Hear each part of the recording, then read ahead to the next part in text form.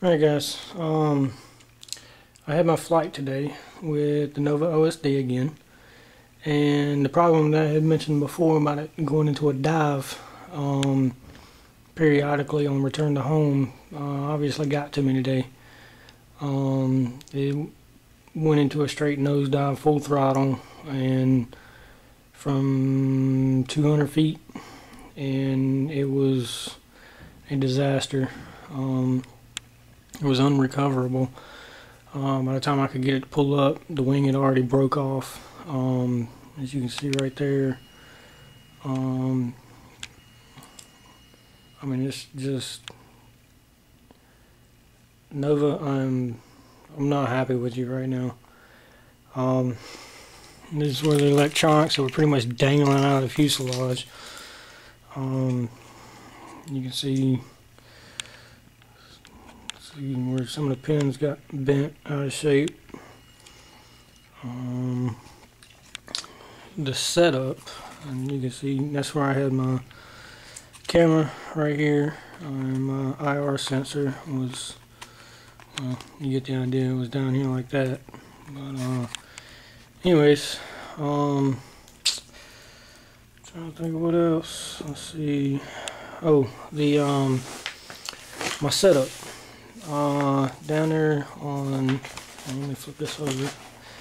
Down there you can see the two pieces of Velcro. That's where my FPV antenna, the 900 megahertz, 800 milliwatt video transmitter was on that one, and then my antenna was right there on that one, which was a quad. And then coming down on this end, I'm flying 72 megahertz. That straw right there is what my antenna runs through from the fuselage down out the end over here to keep it away from the motor. Hadn't had any problems interference wise in the past 4 flights that I've done with it. Been trying to get the return to home feature to work properly, and obviously this was the result of it. But you can see my motor I mean, it's bent out of shape. It's probably fixable, the motor anyways. Split my fuselage completely in half. I don't have the battery here with me, but my flying partner actually took the battery. He's going to try to salvage it, but a perfectly brand new battery. I don't know if you've ever seen a smashed battery, but I didn't think it was possible, but apparently it is. I mean, it was a 5800 milliamp battery from Hobby King, and the battery was pretty much half the size or half the length of what it normally was from the brute force of the impact on the ground. But, anyways, Nova, if I'd really appreciate you to replace my plane.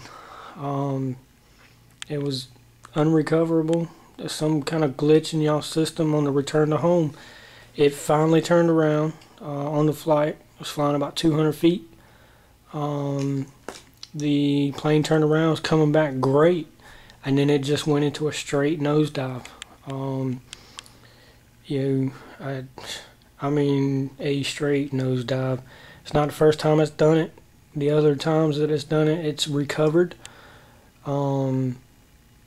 Scared the ever-living mess out of me when it did it, but it didn't recover this time.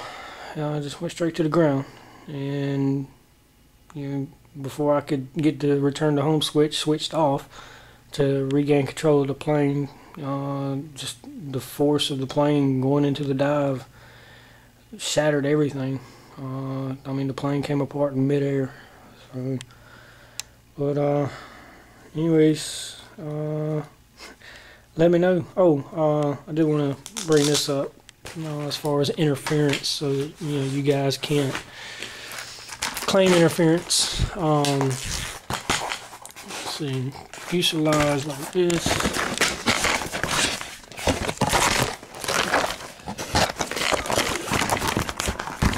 This is basically what it looked like. You see that little piece of Velcro right there? That's where the GPS puck was. Alright, the IR sensor sits right here just like this. So if you can see that, and then the GPS puck would sit up here like this, and the wires run down into the fuselage. The video transmitter wire runs on top where these pieces of tape were, over there to the Velcro and then the antenna. And then my receiver wire came underneath the wing and out this way. So there was plenty of space between the video transmitter and the GPS. You know, just you guys' system does not maintain altitude, and this is the result of it. So like I said, I'd greatly appreciate if you guys replace my plane. They're available at Hobby King, and it is the EPP FPV plane. And also fix your glitch, so that this don't happen to other customers.